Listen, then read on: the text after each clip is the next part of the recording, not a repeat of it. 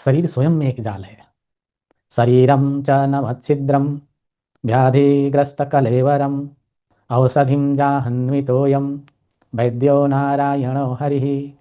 ये 9 छिद्रों वाला शरीर स्वयं में एक जाल है।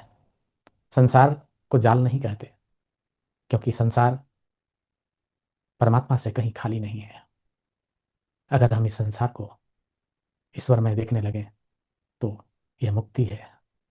बंधन तो स्वयं का होता है, जाल तो स्वयं का है।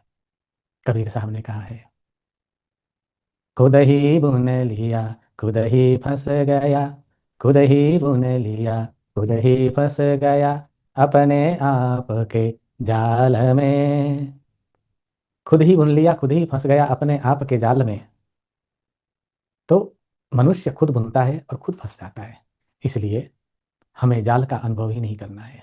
हम जाल से बहुत दूर हैं, क्योंकि अगर हम राम को भजते हैं तो राम समस्त सुखों के धाम है।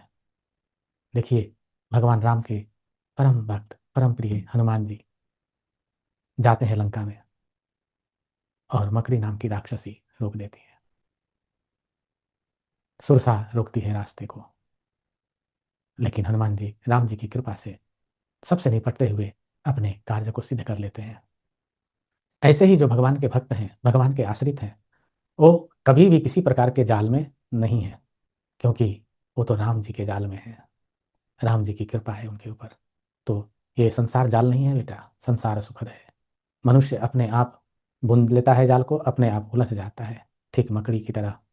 तो हम जाल बुनते हैं और उसी में उलझ जाते हैं। ऐसा मानो ही मत कि तुम जाल में उलझे हुए हो।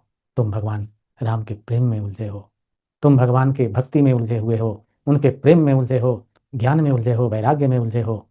जब ऐसी मनोवृत्तियां रहेंगी तो ये जाल, माया जाल, जिसको संसारिक जाल बोल रहे हो बेटा, ये कभी तुम्हें दिखाई भी नहीं देगा, अनुभव में नहीं आएगा, और तुम स्वतंत्र रहोगे, मस्त रहोगे। गुरुदेव की असीम कृपा आशीर्वाद है।